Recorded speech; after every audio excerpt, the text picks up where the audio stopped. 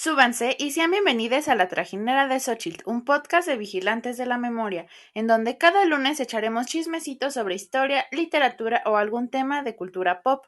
Mi nombre es Dani y junto a Yanni Lao, el día de hoy y para dar inicio al especial Spooky de La Trajinera de Xochitl, les voy a hablar sobre la historia del monstruo de Frankenstein. ¿Cómo están, chicas? Bien. Muy emocionadas. ¿Listas para empezar con el especial Spooky de Vigilantes? Sí. Me Este encanta. mes, a partir del hoy, que se publica ese episodio, hasta el 31 de octubre, vamos a tratar puros temas spooky relacionados ya sea con Halloween, Día de Muertos o como ahorita monstruos. Es justo y necesario. Amén. Si les gusta tanto la temporada como a nosotras, pues va a estar chidito. Ay, sí. Me encanta porque Halloween y Día de Muertos dura bien poquito, pero nosotras vamos a hacer que esto dure lo más que se pueda.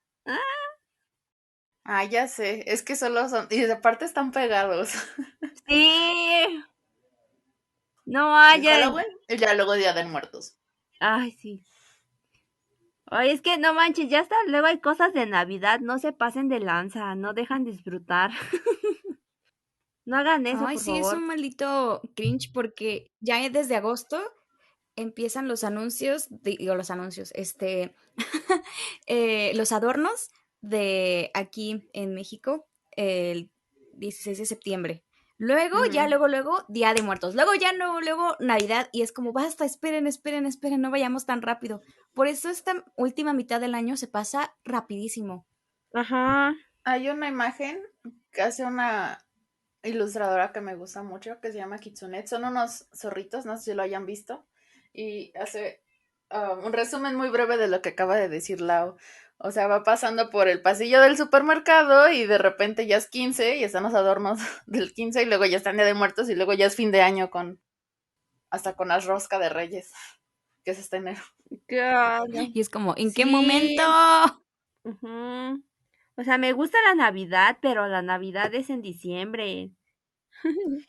Miren, yo no me quejo, hay pan de muerto desde antes. Unas por otras. Ah, eso Sí, sí. Ese es lo único bueno. pero bueno, ¿listas para comenzar a hablar? Sí. Adelante, te cedemos el micrófono. Sin importar si uno haya leído la novela o no, todos conocemos la historia del monstruo de Frankenstein. Esta narración de un científico que a partir de la unión de varias partes de diferentes cadáveres creó vida. Y esto no debe sorprendernos, ya que gracias al cine y la televisión, la historia de la criatura ha sido transmitida a un mayor número de personas.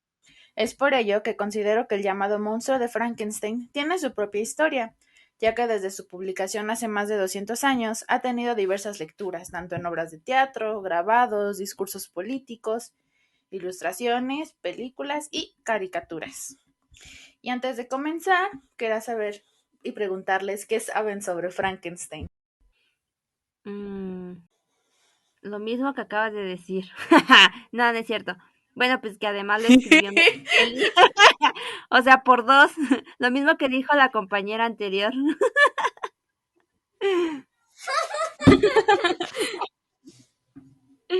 Este, pues, o sea, además de eso, que lo escribió Mary Shelley y lo escribió durante su estancia en la casa de Lord Byron, ¿no?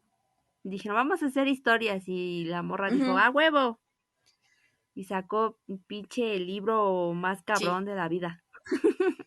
Y creo que Frankenstein ahí, hasta ahí es llegan. considerado como de las primeras novelas de ciencia ficción. Ciencia ficción, sí. Yo no sabía eso hasta que ayer lo investigué. Ujú. Para ser honesta.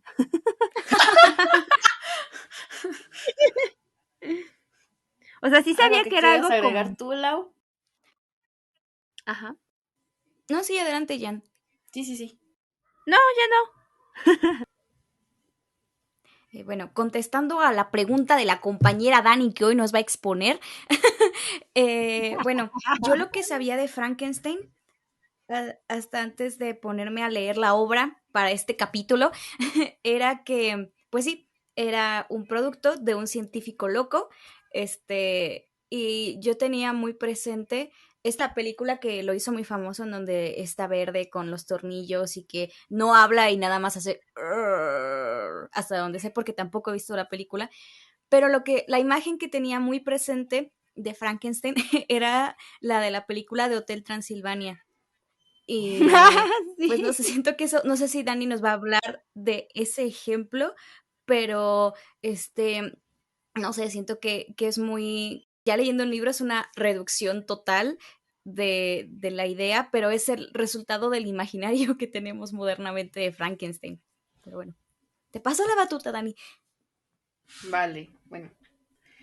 Nuestra historia de esta querida criatura, que es la manera en la que me voy a referir al monstruo de ahora en adelante, inicia con la novela y va de la mano de su escritora, como ya mencionó Jan, Mary Shelley. En este episodio no voy a ahondar en su biografía, ya que en un futuro Lau nos platicará sobre su vida. Jiji. Sin embargo, haré Ujú. un pequeño resumen que nos ayudará a entender un poco más sobre la escritora y su novela.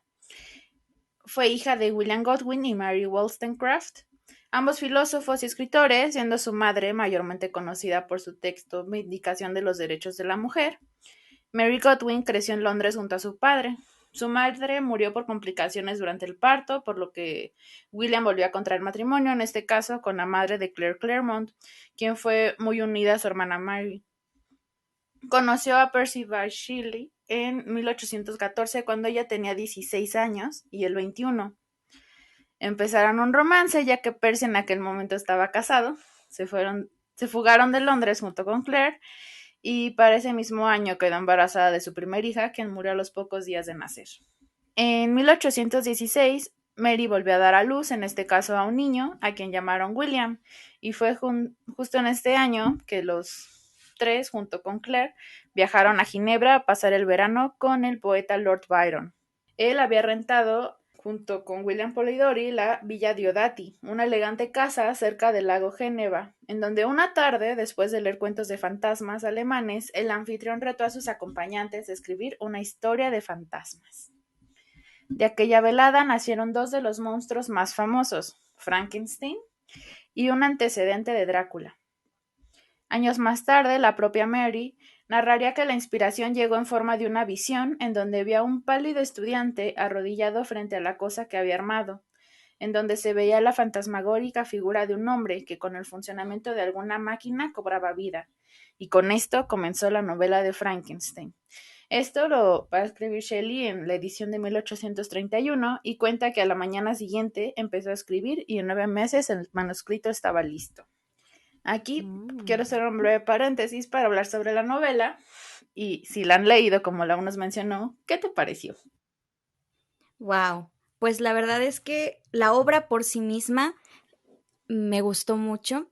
Tiene muchas cuestiones como filosóficas y trata temas muy interesantes y pues es una novela propia del romanticismo.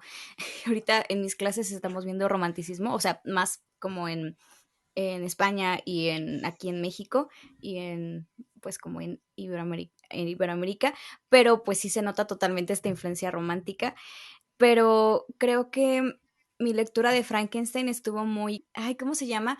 Muy influenciada por todo este imaginario de Frankenstein moderno y popular que tenemos. Entonces, mientras yo iba leyendo, me fui eh, teniendo que ir derribando mis expectativas y las ideas preconcebidas que tenía de Frankenstein. Y pues eso es una experiencia de lectura completamente diferente a si llegaras sin ningún tipo de conocimiento previo y te dijeran, oye, está muy chida esta novela, lela. Pero independientemente de eso, su valor como novela está muy padre. Es algo que Dani y yo platicábamos, que es muy fácil de leer, es una lectura muy ligera. Mary Shelley como que tiene esta redacción muy fácil de imbuirse. Y y pues me encantó porque retrata totalmente el sufrimiento y la desesperación tanto de el científico Frankenstein como de la criatura.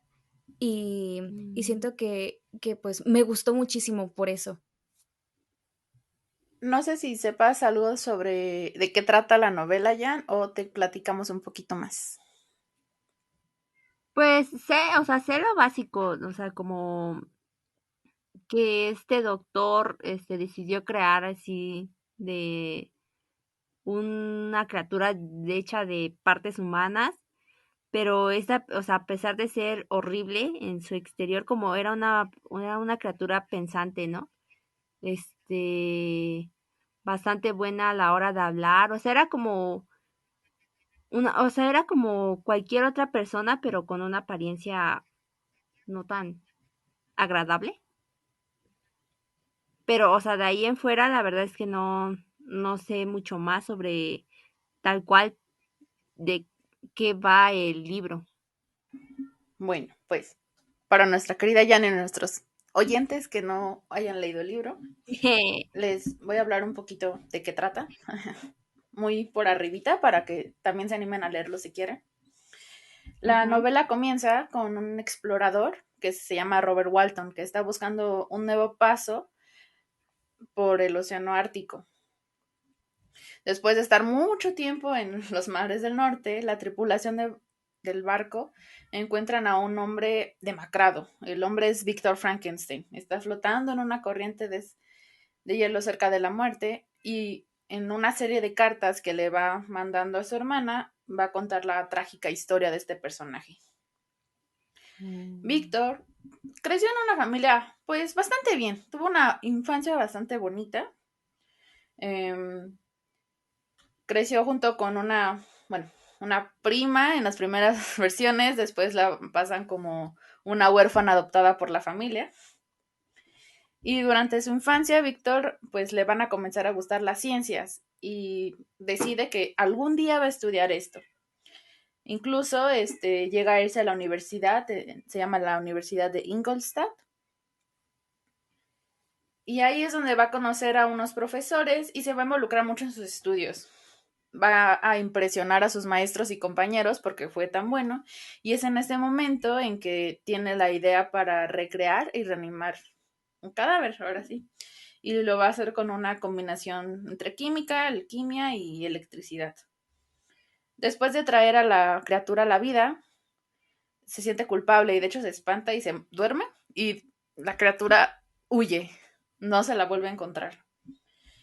Se enferma y llega su mejor amigo, que se llama Henry Clerval, personaje que le cae muy bien a Lau. Henry es un amor. Me encanta. Bueno, o sea, amo a todos los personajes, pero es que Henry es un amor. Henry va a llegar porque están muy preocupados, porque durante 2 años que se ha ido a la universidad y durante un tiempo ya les ha dejado de escribir cartas a su familia. Entonces, él llega también con ganas de estudiar, solo que Henry, si no mal recuerdo, él va para letras. En efecto.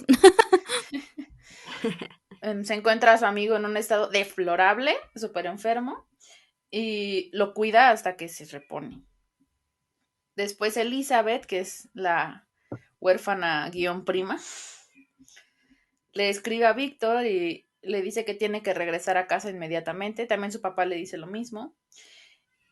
Después se entera que fue porque alguien, todavía no saben quién, mató a su hermano pequeño.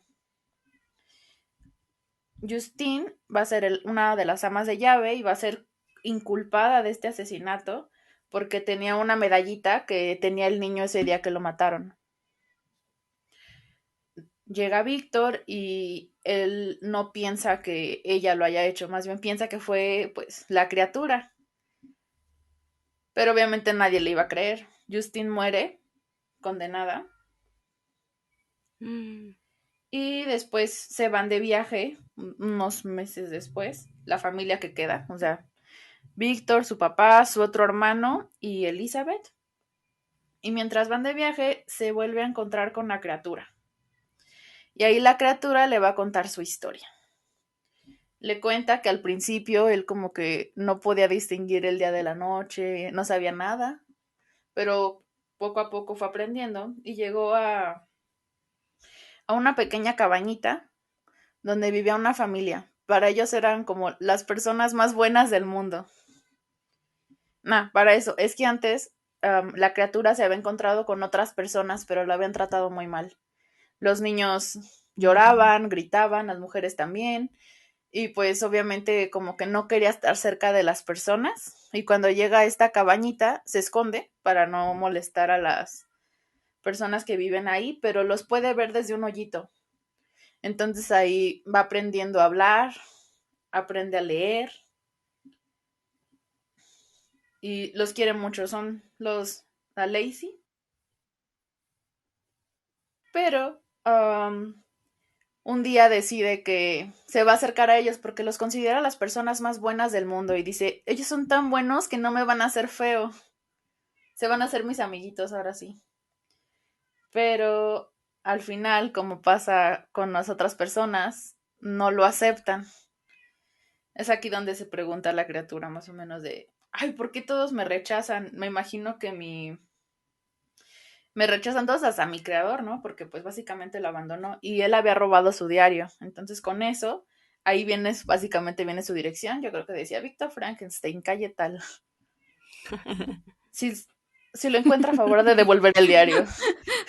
Que Dios, o sea, ¿cómo puedes hacer eso en el que literalmente pones en un diario la fórmula de cómo crear a un ser?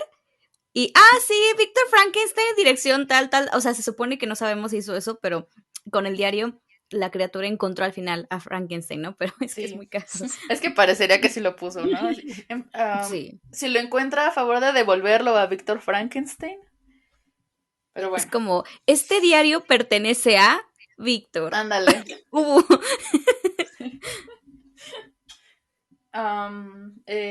La criatura va a estar viajando hasta que llega a donde vive la familia de Frankenstein y se encuentra un niño. Y básicamente el niño lo va a comenzar a insultar y pues se enoja. Así como, ni te estoy haciendo nada y ya me estás insultando y no sé qué. Y lo agarra del cuello y pues el niño muere. Y este niño era el hermano pequeño de Frankenstein. Después toma la medallita que les cuento y se la pone básicamente a la Justine para inculparla y se va. Cuando termina de contarle la historia, a su creador le dice que va a dejar de hacer estos actos atroces de matar gente si le construye un segundo monstruo, porque piensa que como es tan diferente a los humanos, la única persona que lo va a poder comprender y querer y ser amable con él va a ser alguien de su propia especie. Le asegura que cuando le construya una mujer va a dejar Europa, se va a mudar a Sudamérica. Y Víctor acepta y comienza a trabajar en una segunda creación. Se va a Inglaterra y a Escocia con su amiguito, Clerval. Antes de irse de viaje, acepta casarse con Elizabeth, pero lo va a hacer hasta después. Y ya cuando está a punto de terminar su nuevo proyecto, se da cuenta que no quiere terminarlo, ¿no? Como que nada le asegura que Frankenstein, bueno, que el monstruo más bien, no lo va a cumplir y dice, ¿qué pasa si estos dos se reproducen? Entonces deshace todo lo que había hecho y la criatura va a prometer vengarse con Víctor el día de su noche de bodas.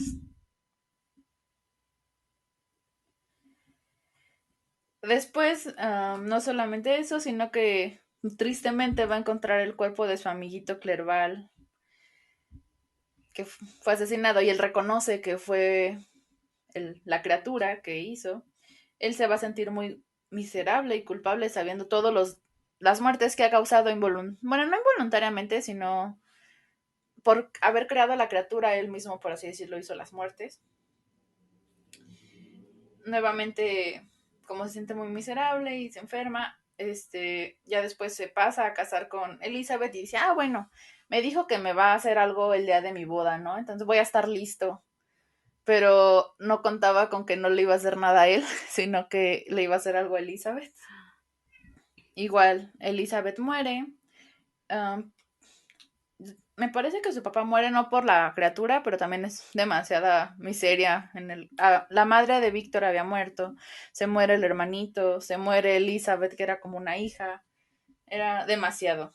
Entonces, Víctor decide que se va a vengar y va a perseguir a la criatura por toda Europa. Llegan a Rusia y es justo aquí donde casi lo atrapa, ahí donde se encuentra con Walton. em, Víctor, en el barco muere y el monstruo aparece en el barco para visitar a su enemigo por una última vez. Entra al camarote y le cuenta su versión de la historia y le dice que va a hacer su propia pira funeraria y desaparece. En palabras más, palabras menos, esto es todo lo que pasa en la novela. No, pues sí, totalmente diferente a las películas. Entre las... sí. Y entre las diferencias sustanciales que vemos, o bueno, una de las diferencias sustanciales entre la típica historia que conocemos a la novela de Shelley es lo de la electricidad. Siempre vemos que gracias a un rayo enorme tiene vida la criatura, ¿no? Y en el texto no encontramos en ningún momento la electricidad como la fuente de la vida, pero sí hay una escena de un joven Víctor se queda asombrado tras ver un rayo. Pero al momento en el que le da vida a su criatura, poco se describe. Pero esto no quiere decir que los lectores lo hayan relacionado después, ¿no? Y científicamente hablando, las influencias de Shelley se encuentran en el galvanismo. No sé si alguna de ustedes sepa qué es. No. No, por dos. El galvanismo fue un tipo de experimentos que consistían en pasar una pequeña corriente eléctrica. Al principio era sobre la pata de una rana, la cual después iba a tener contracciones musculares. Años después, el sobrino de este señor, que el galvanismo viene de su apellido, se apellidaba Galvani. Su sobrino, que se apellidaba Aldani, es quien va a utilizar en una de sus exposiciones, porque estos señores iban a presentarlo al mundo, ¿no? Y Aldani llega a Londres y les enseña lo que puede hacer. En este caso lo va a hacer con el cuerpo de un hombre, un criminal. Y va a pasar por el mismo procedimiento de las ranas, lo que da como resultado que el cuerpo incluso como se arquea y se sienta. Esto va a impresionar mucho al público y eran muy populares estos tipos de muestras en la época y se sabe que nuestra querida Shelley asistió a una de ellas.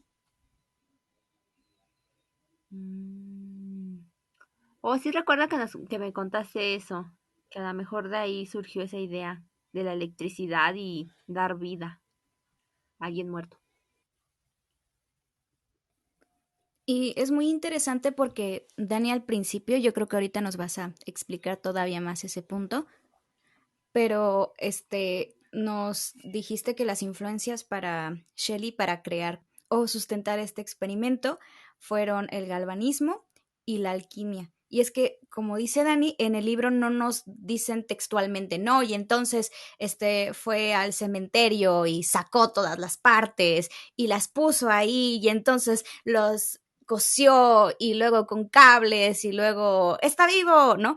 Bueno, lo de está vivo creo que lo vamos a mencionar después, pero si bien no lo dice esta Mary textualmente, sí deja muchas pistas, como dice Dani. Primero que nada, algo que me llamó la atención es de que Víctor es desde niño un niño bastante introvertido, no le gusta mucho convivir con las demás personas y prefiere estudiar. Y es alguien que siempre se interesó por él le dice ciencias naturales, que Dani decía el otro día que estábamos platicando que en este sentido era como la química, pero pues yo creo que era como tal, Y pues también la física, la biología, la geología, porque también le interesaba mucho como, pues sí, o sea, como las ciencias de la naturaleza, ¿no? Víctor entra a estudiar esto de ciencias naturales, que eran básicamente química y física, pero en sus estudios también se interesa por la anatomía. Uh-huh. Eso también es muy importante. Sí, y de hecho, pues eso es clave para crear primero a la primera criatura y después, de hecho, él se va a Londres porque se supone que ahí va a consultar a unos científicos que están haciendo investigaciones que le van a ayudar a crear a esta otra mujer, ¿no? Pero bueno, a lo que iba a decir es de que además de eso, se supone que los primeros libros que él encuentra sobre las ciencias naturales, o digamos, pues sí, como toda esta rama en la que engloba cómo explicar cómo es la naturaleza y cómo funciona y cuáles son sus mecanismos, se interesa por varios científicos que en teoría en ese momento ya estaban como descontinuados, pero hablaban mucho sobre alquimia y sobre esta filosofía de querer obtener de metales el oro y luego obtener la inmortalidad. Y eso es algo que a este Víctor le interesaba mucho. Y es que es muy interesante porque, bueno, no sé si después Dani nos va a hablar sobre como el conflicto interno de Víctor o cuáles eran las motivaciones de Víctor, pero si no, luego lo mencionamos, pero sí es muy interesante cómo se dejan las pistas de la electricidad y del galvanismo y de la alquimia. No se dice como tal cómo fue, pero como dice Dani, después los lectores lo llegamos a intuir. Bueno, Frankenstein, el libro va a ser publicado en 1818 y va a salir anónimo, no va a aparecer el nombre de Mary Shelley. Y entre diversos comentarios que encontramos sobre la obra, hay algunos que dicen que es una producción de un escritor nada ordinario, o que si bien les asusta mucho la idea del evento en que se basa la ficción, muchas partes de la historia son sorprendentemente buenas. Y un escritor conocido por los historiadores, Sir Walter Scott, dijo que era un cuento extraordinario con poderes poco comunes de imaginación poética y felicitó al autor por evocar un evento sobrenatural, no por sí mismo, sino para explorar la naturaleza humana. Con esto nos podemos dar cuenta que desde su inicio la historia recibió diferentes opiniones. Es importante destacar, como ya les había dicho, que no aparece ningún nombre, por lo que los lectores solo podían adivinar quién podría haber sido. La dedicatoria estaba escrita a William Godwin, el padre de Mary, y el prefacio lo escribió Shelley. Y de hecho fue por culpa de Walter Scott que pensaban que quien había escrito el libro era Percy Shelley. Sin embargo, hubo alguien que anónimamente escribió que se trataba de la obra de la hija de un célebre novelista. Y justo aquí nos encontramos con lo mismo de siempre, de que como una mujer de 18 años, cabe mencionar, pudo haber escrito eso sin tener una educación, por así decirlo, ¿no? Porque me parece que incluso Percy sí se metió un poquito a lo de medicina y todo eso, pero como con lo que no contaban es que Mary, digamos que era una mujer única en su tiempo, porque era una chica muy estudiada. No solamente sus padres fueron unas intelectuales muy reconocidos, sino que también desde muy pequeña esta Shelley daba muestras de todo esto. E incluso en la villa de Odati durante esas vacaciones, hubieron muchas discusiones sobre todo esto de la electricidad, sobre el galvanismo, incluso se hizo amiguita de este Polidori, que era médico. Después de publicar la novela, Mary se va a mudar junto con su ahora esposo, ya estaban casados por fin, a Italia, por salud de este, por lo que no pudo ver de primera mano el éxito de su novela. Aún así, amigos suyos le escribían sobre esto. Y resulta que la primera edición de Frankenstein se agotó. Mary recibió 70 libras, aproximadamente 3,000 hoy en día. No era mucho, pero sí era más de lo que alguna vez recibió Percy por sus poemas. Jajaja, a huevo. 5 años después de la publicación de la primera edición, Mary recibió una carta de su padre donde le decía que Frankenstein era universalmente conocido. Esto en el mes de marzo. En agosto, en 1823, tras la muerte de su esposo, Mary regresa con su hijo y se instala nuevamente en Londres. Y va a ir junto con su padre, hermano y amigos a una obra muy particular. Esta se llamaba Presumption o Fate of Frankenstein. Y sobre esto Mary cuenta que se encontró a ella misma famosa. ¿Qué hace tan especial a esta puesta en escena? Ustedes se preguntarán. Pues que estaba basada en el libro de Shelley. Pero el autor del guión se va a tomar ciertas libertades en la adaptación y entre ellas se encuentra la creación del personaje Fritz, el bobo ayudante del Dr. Frankenstein. ¡Oh, no! El típico Igor jala la palanca. Ajá. Y luego aparece Isma. ¡Era la otra!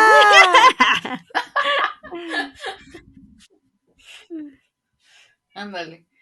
Y una de las características que podemos destacar de esta obra es la criatura, que usaba gestos, gruñidos y gemidos para expresar sus emociones, tales como desilusión, agonía, odio, gusto, etc. Y el clímax de la obra es cerca del borde de un lago bajo una montaña cubierta de nieve. Aquí Víctor va a estar junto con un grupo de gitanos armados que le van a hacer frente a la criatura para matarlo. Y en el momento en que creador y criatura se encuentran, el doctor dispara y causa una avalancha, marcando así el fin de la obra. ¿Qué? Sí. ¿Es en serio? Sí. Y yo, espera, ¿qué? Dios. Bueno, me Mary, reservaré mis comentarios para después. Mary aprobó al actor, ya que la criatura empezaba mostrando mucha esperanza, ¿no? Como la criatura de su libro. Y además le gustó que no le hayan puesto un nombre. Y más que tener celos porque esta obra fue muy exitosa, se dice que se sentía muy orgullosa y hasta le tenía afecto. En esta época era común que en el teatro se pusieran en escena adaptaciones de novela, y con ello, como pasa hoy en día con las películas y las series basadas en libros, más gente que comenzó a querer leer las novelas, por lo que volvió a salir, bueno, más bien, salió una segunda edición, ahora sí con el nombre de Mary Wollstonecraft Shelley. Y si bien la obra fue todo un éxito, no faltaron las protestas de algunas personas que decían que no era buena para la moral, que era una blasfemia y la condenaban. Algo parecido a lo que pasaba cuando íbamos en la primaria y había estas doñas que iban a la salida a decirle a las mamás que no nos dejaran ver Pokémon porque era del diablo. No sé si se acuerdan de eso. Sí. A mí nunca me pasó eso. Pero, o sea, sí supe mucho que salía en la tele de no vean eso porque es cosa del diablo y Hello Kitty, hola diablo, puras mamadas. Sí, por eso no tiene boca Hello Kitty y no sé qué Ajá. tanto. Ay, Dios. Esas señoras sí se aventaban unos buenos, unas buenas creepypastas, ¿eh?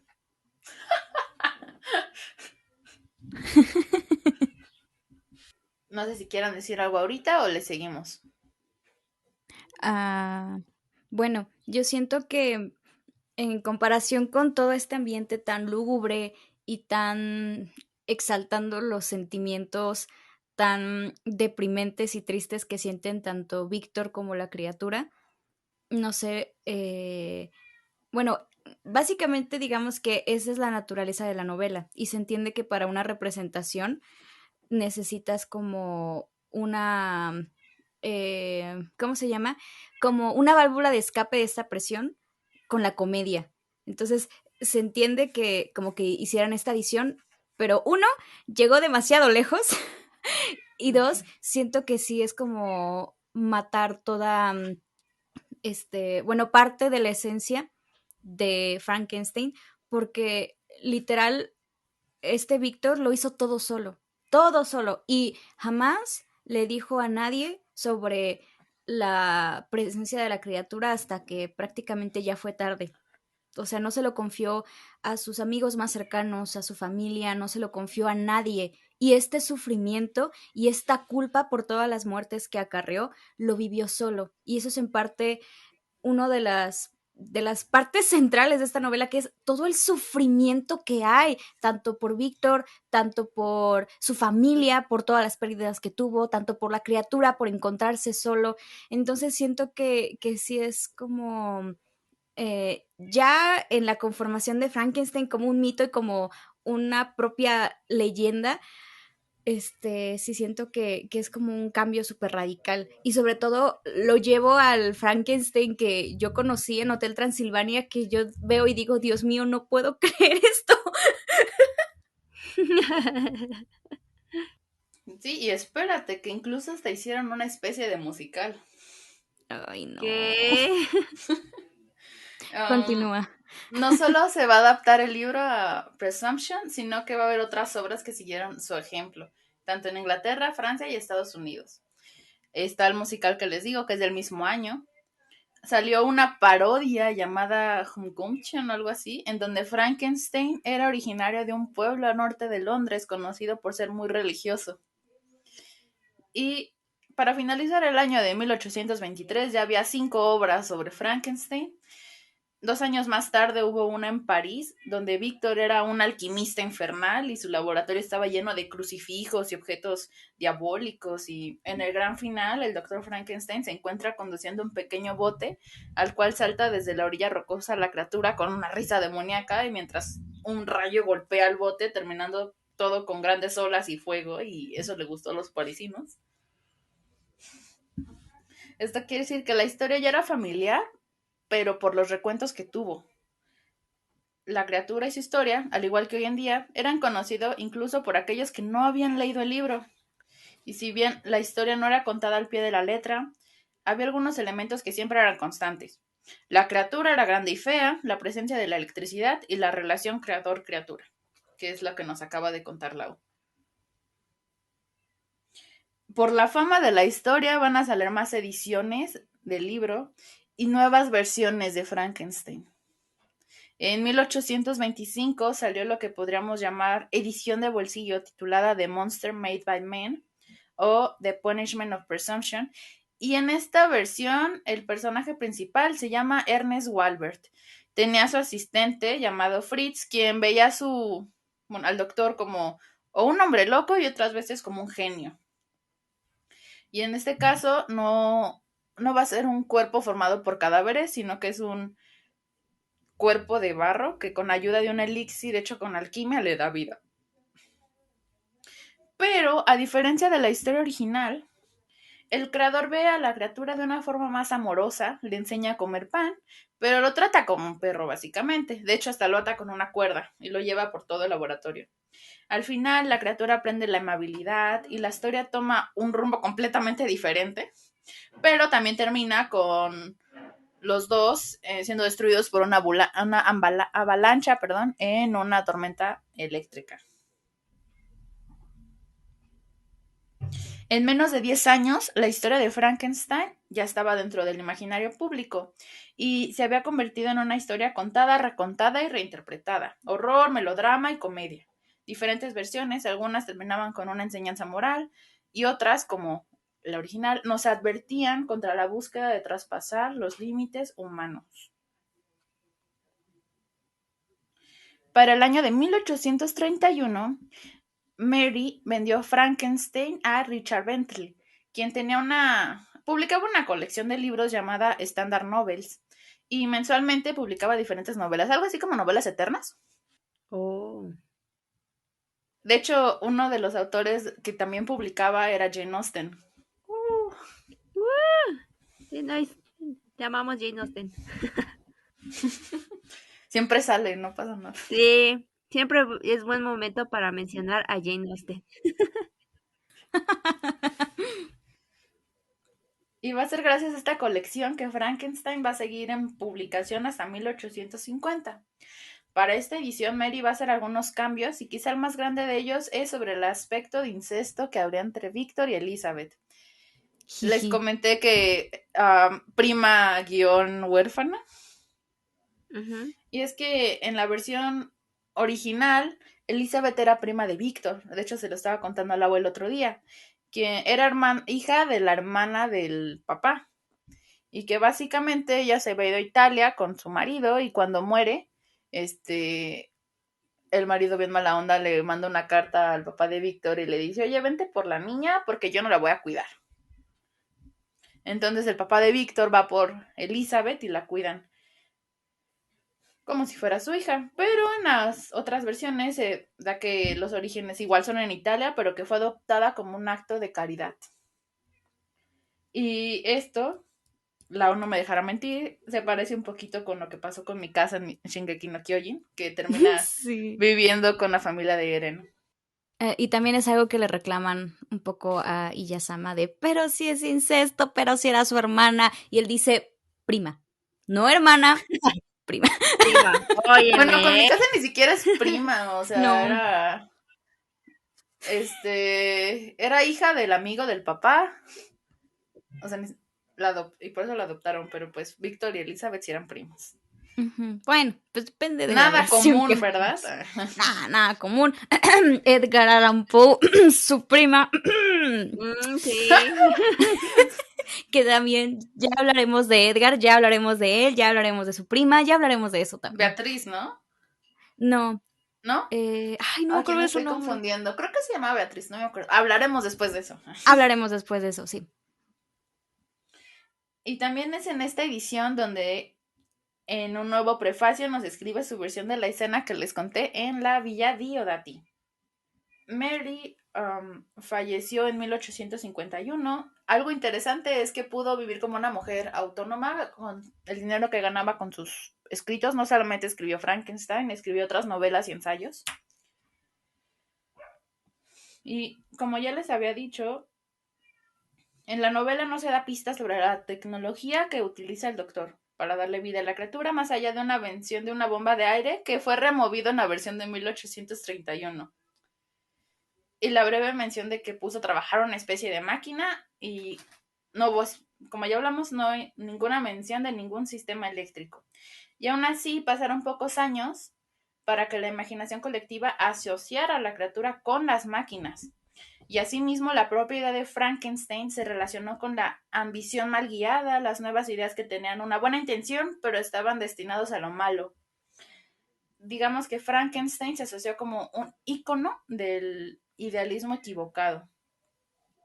Fue utilizado en argumentos, por ejemplo, contra la ley de reforma de 1832 en Inglaterra, donde los políticos liberales le querían dar el poder de voto a las masas. Y se hizo una caricatura de Henry Brockman y el primer ministro Earl Grey, en donde traían a la vida un monstruo, donde se refieren a que si le daban el voto a las masas, éstas se iban a levantar y destruirían el viejo orden social. Y como hay varios ejemplos.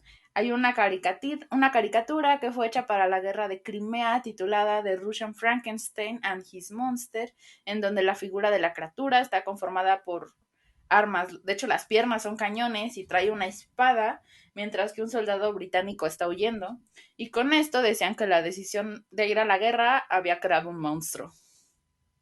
Otro ejemplo es en Estados Unidos, en donde nos encontramos una caricatura titulada Nuestro Frankenstein, donde un gran monstruo representa el imperialismo europeo que va tras el tío Sam.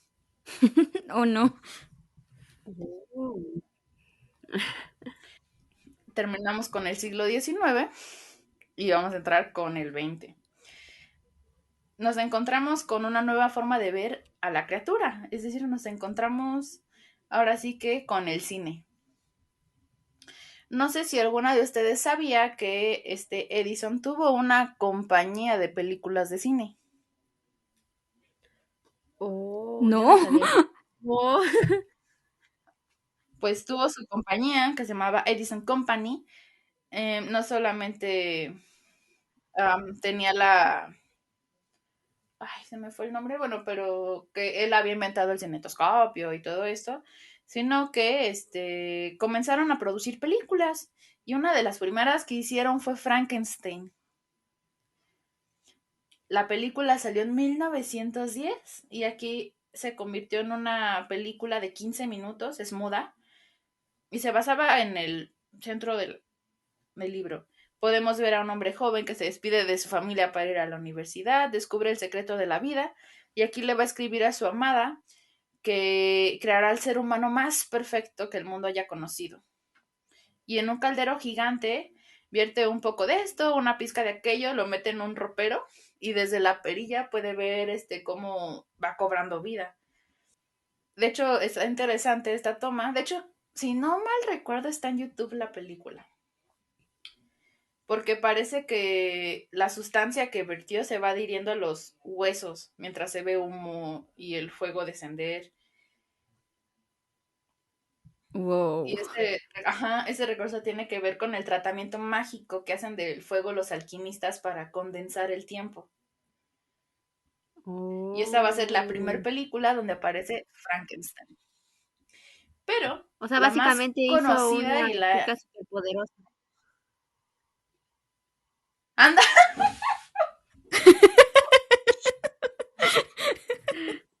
Ah, No sé por qué me acordé del capítulo en que las chicas hacen a una otra chica superpoderosa, no sé si se acuerdan. Ah, ¿Qué? No, no me sí. acordaba. Sí. Que de hecho hasta es más grande que ellas y podemos decir lo que es fea y... De hecho sí se parece mucho a la historia de Frankenstein. Oh. Debieron de Hmm. haberla sacado de ahí. Ajá, Posiblemente es que hay muchas sí. referencias hoy en día. Sí, claro. Pero bueno, esta imagen que todos ustedes tienen de Frankenstein es verde y tiene estos tornillitos en el cuello y no sé qué. La vamos a tener hasta 1931 y va a ser la que está más arraigada y es la de Boris Karloff, que es el actor. Es una película que fue producida por los estudios Universal junto con su secuela, La novia de Frankenstein. Aquí nos encontramos con la criatura como una figura imponente, tiene un cráneo alto, aplanado, una apariencia cadavérica y los peculiares tornillos que quedaron como un símbolo del personaje. Y es que se supone que estos tornillitos actúan como los bornes de una batería, permitiendo que la electricidad entrara al cuerpo. Lleva un traje Oh. oscuro, demasiado estrecho y corto para su tamaño, porque recordemos que Frankenstein es muy alto. Ujú. Sí, esa es Usa una de unas sus botas características desde el libro. enormes y aunque es muy fuerte en la película, sus sandalias son muy rígidos. Como comparación, y no lo mencionamos, es que en el libro Frankenstein, digamos que es como un superhombre, es muy Ujú. alto, también es muy fuerte y es muy rápido, es muy ágil.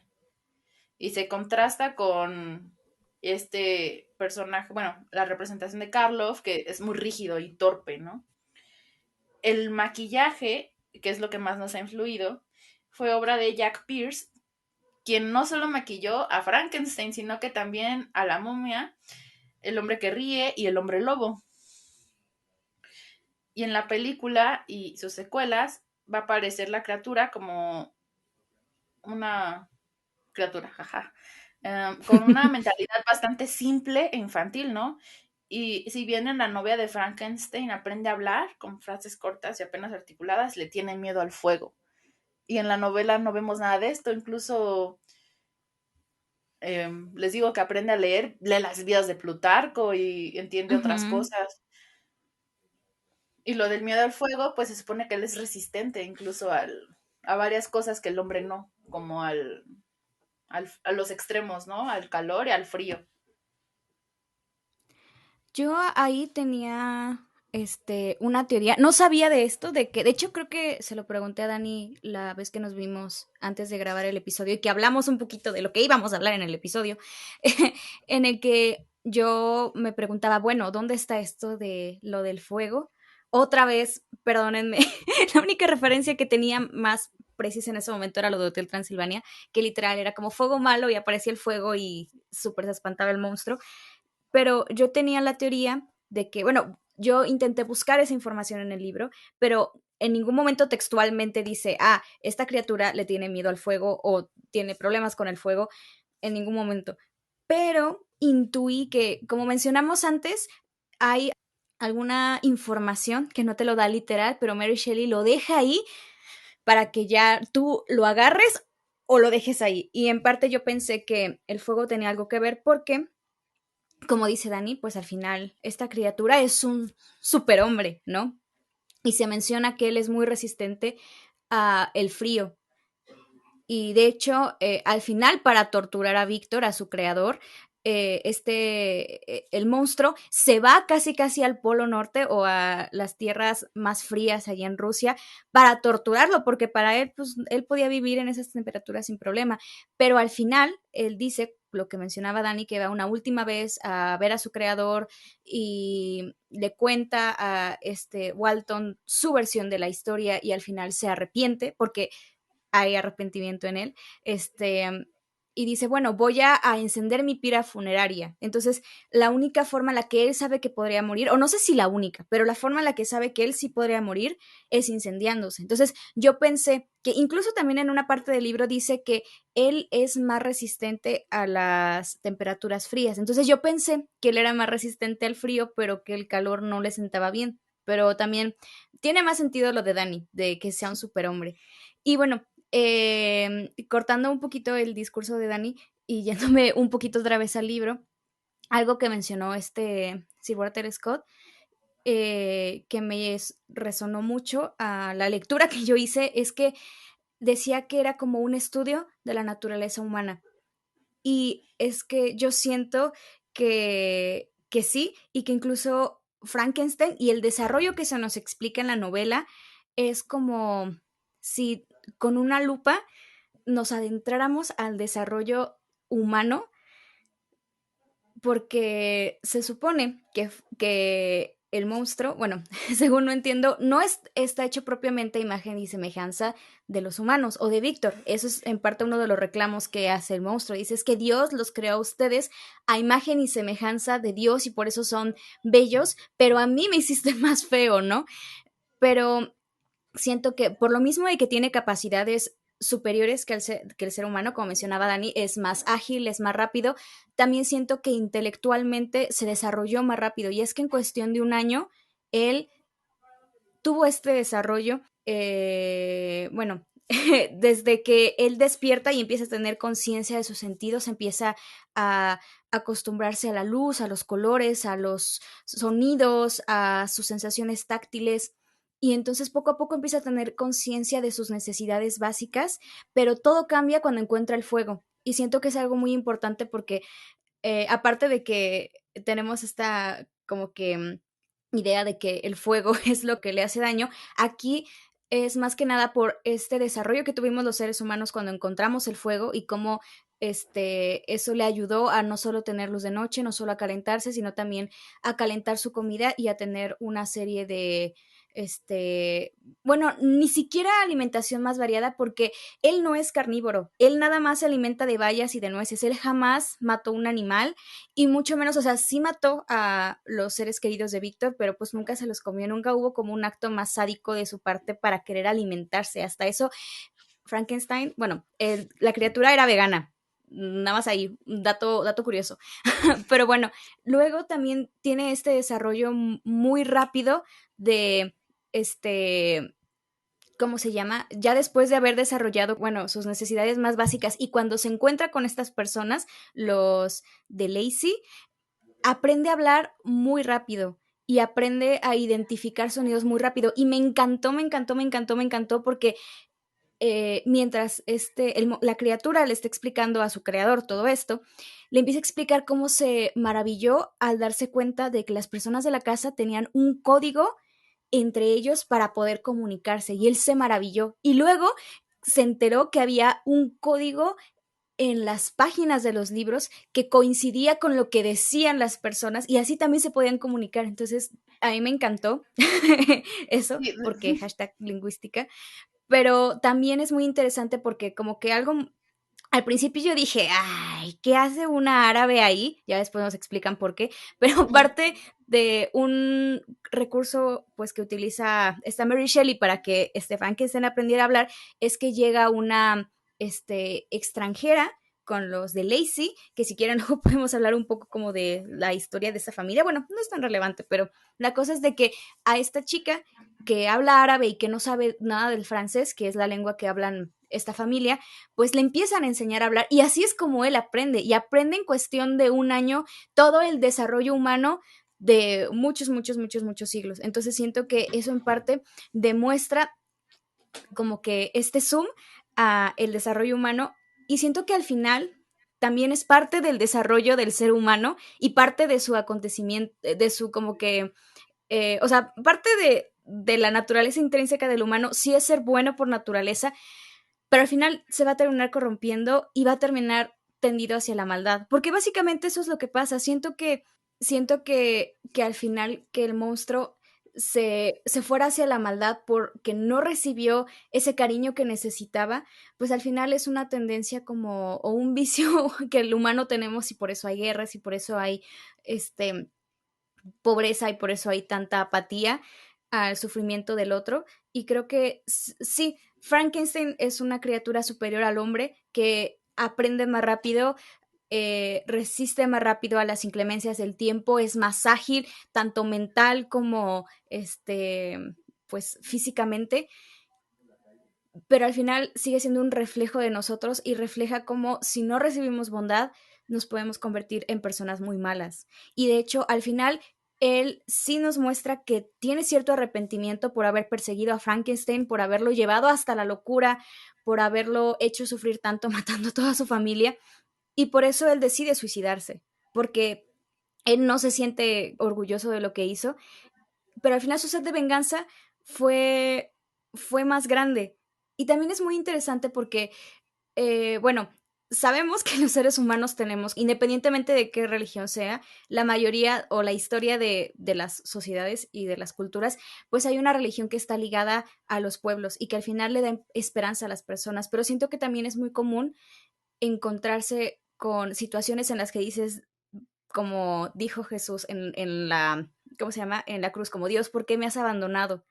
Y siento que esto es como también una visión de esto, porque al final Víctor no se arrepiente de haber destruido a la mujer que le iba a hacer a Frankenstein, porque dice, bueno, es que o sea, a lo mejor como su creador yo sí debí de haberle garantizado un poco de felicidad, pero es que él me dio motivos para no hacerlo, pero él nunca se arrepiente y, o sea, me pareció bien que la criatura se arrepintiera de todo lo que le hizo a Víctor, pero a mí no me pareció bien que Víctor no se arrepintiera de haber sido tan cruel y haberse espantado con el nacimiento de esta criatura que él mismo creó. Es que desde ahí empezó como este sentimiento de abandono. Entonces siento que también como el vagar por el mundo sin saber un propósito, incluso abandonado por tu propio creador y no querido por los demás, es como algo muy importante en la trama y siento que también puede ser como que este sentimiento de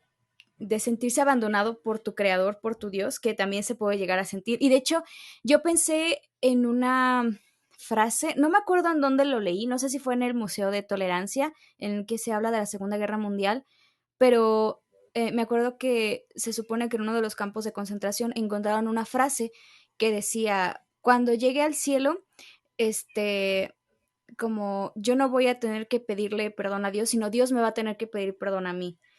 Y lo relacioné mucho como con todo este sufrimiento que tiene la criatura de sentirse rechazado por todo el mundo, incluso por su propio creador. Y perdonen, ya me extendí mucho. No te preocupes.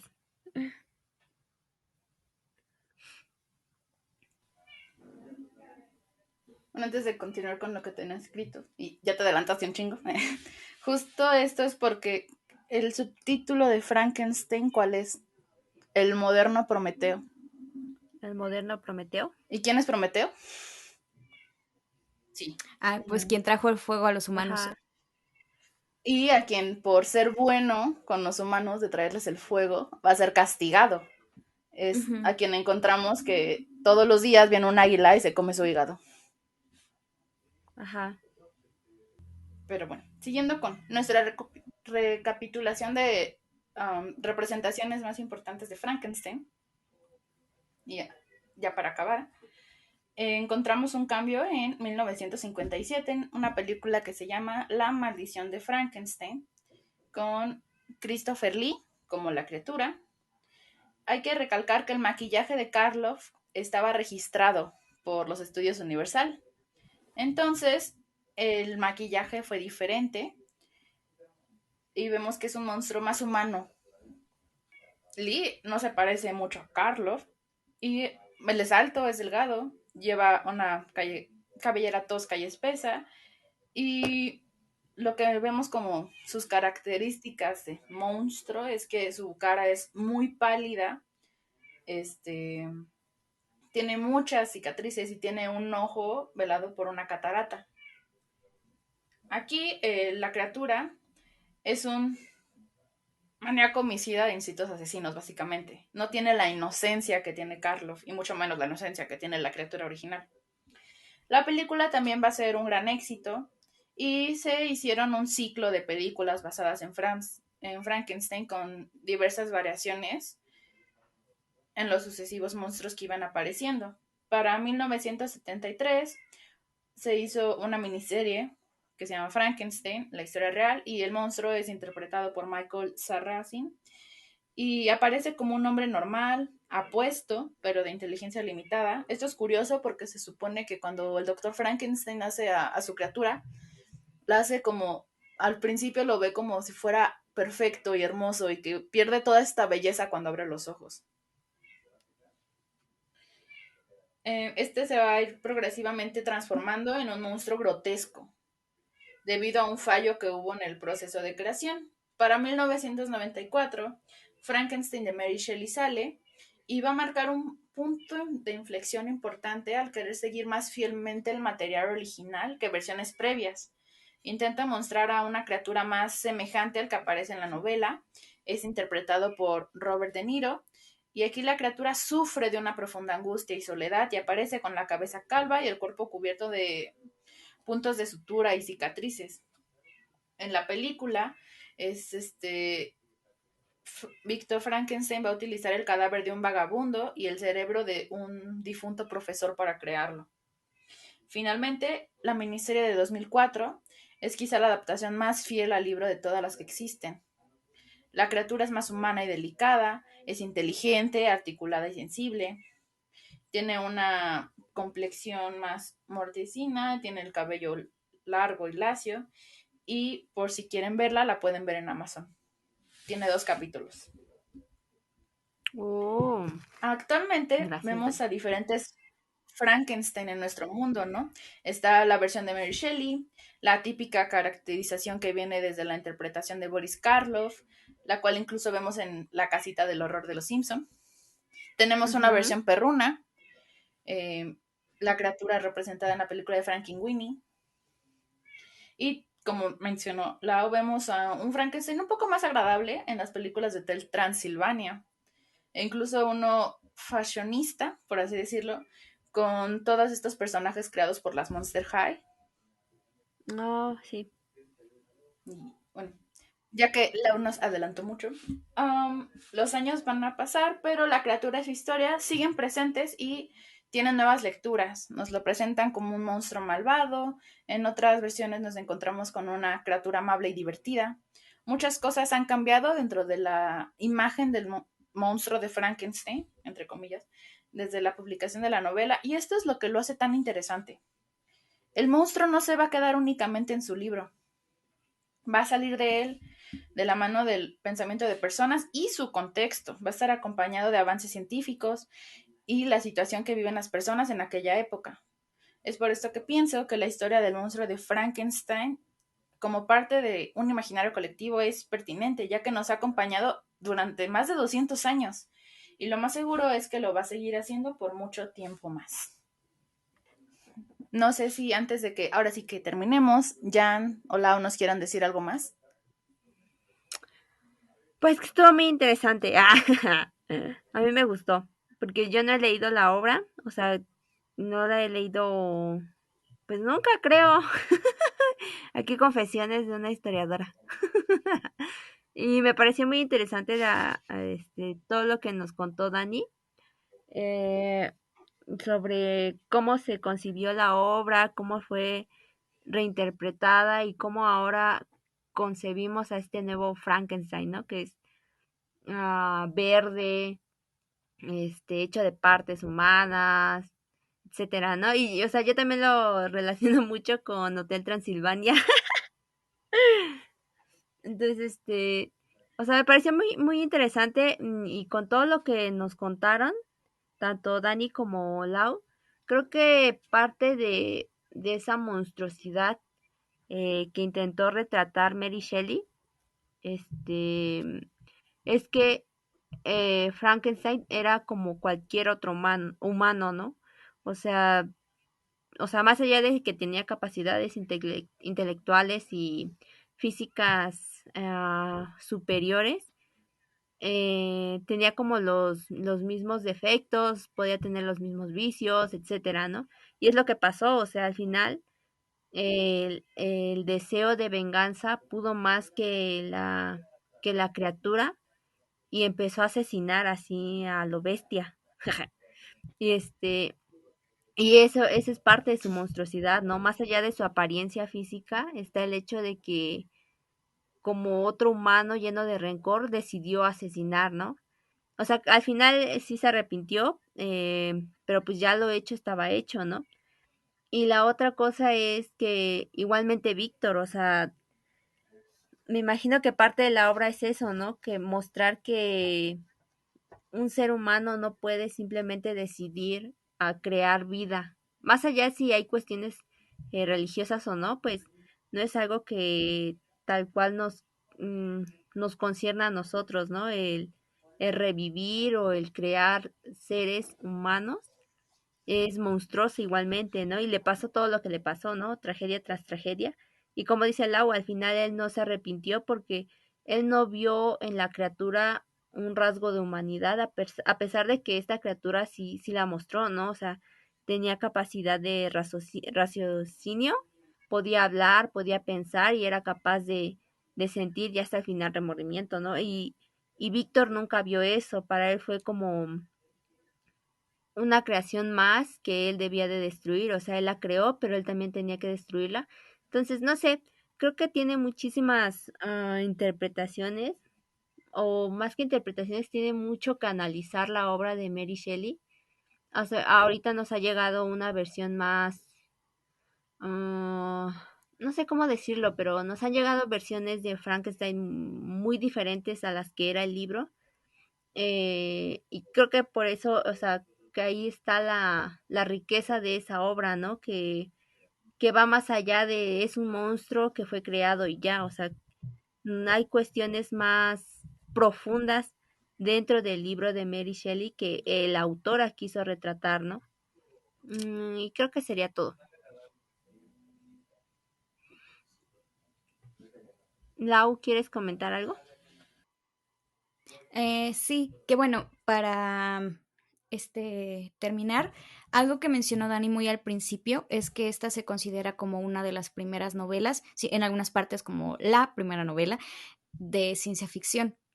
Y es que como tal, bueno, hace mucho tiempo en un documental escuché que, bueno, las novelas de ciencia ficción se consideran de esta manera porque para crear su historia y para crear como estos avances tecnológicos se utilizan bases de conocimientos científicos de la época. Entonces, en base a como tecnología de la realidad, se toma como base y ya se crea algo fantástico y se plantea como cuáles podrían ser las consecuencias de eso. Entonces, pues aquí tenemos, como mencionó Dani antes, el galvanismo, la alquimia, y esos en parte fueron las bases para la tecnología para crear a la criatura. Entonces, en parte por eso se le considera como una novela precursora o de las primeras novelas en ciencia ficción.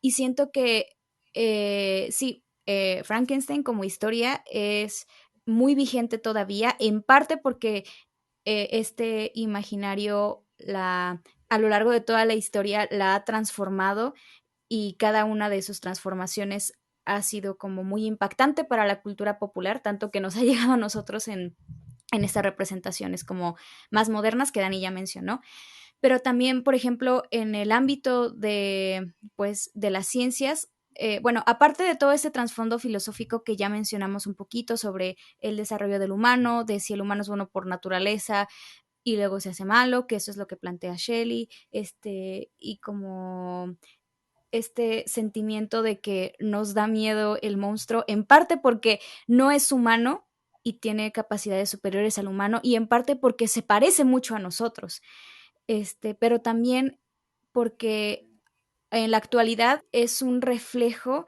de los problemas que podría haber como un poco en la bioética de si es éticamente correcto o no crear vida o hacer este cierto tipo de experimentos, porque al final aquí una de las lecciones que deja la historia de Frankenstein es de que pues es que no hay que creerse un verga, no, no hay que creerse Dios.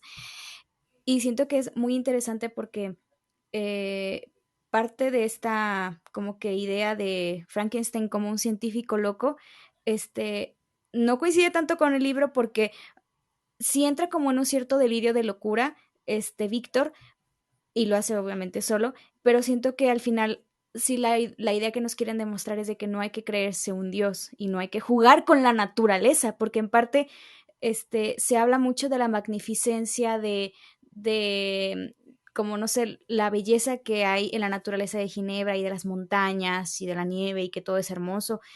Y al final como que también deja este mensaje de es que hay que respetar la naturaleza y hay que respetar las leyes naturales y no hay que intentar perturbarlas. Y siento que es como también un dilema moral que ahorita también estamos como enfrentando. Nada más para mencionar otro dato curioso de Frankenstein relacionado con esto. Vemos que lo van a relacionar con su contexto, con lo que esté pasando. Pues pensemos un poco, está la revolución industrial, acaba de salir Frankenstein, y hubo un tiempo en que comparaban a Frankenstein con una máquina. Estamos en el tiempo en el que las máquinas comenzaron a quitarle, ahora sí que el trabajo a los humanos. Y mucha gente también comparó a Frankenstein justo con esto que estaba pasando. Y veían a Frankenstein, no es que como un humano, lo veían como una máquina. Oh. Pero bueno, ¿algo más que quieran decir, chicas? ¿O ya lo dejamos? Creo que ya no. Que muy buena la novela, la recomendamos en esta temporada spooky por si quieren empezar a entrar a este mood. Y de Frankenstein hay un chorro de películas. Les vuelvo a decir, me parece que la primera película de Frankenstein está en YouTube, si no mal me equivoco. Y la serie que comenté al final está en Amazon. La verdad no sé dónde están las de Boris Karloff, a esas sí se las debo. Pero pueden ver Frankenweenie en Disney ya. Sí, ¿no? Bueno, pues nuestro viaje de hoy ha terminado. Hemos llegado al final del canal. Recuerden visitarnos en nuestras redes sociales como Facebook, Instagram, TikTok y YouTube, donde los invitamos a que se suscriban. Búsquenos como Vigilantes de la Memoria, en donde subimos más contenido histórico que seguro les va a encantar. Nos despedimos hasta el siguiente recorrido y recuerden que hasta el 31 de octubre tenemos especial Spooky en la Trajinera de Xochitl.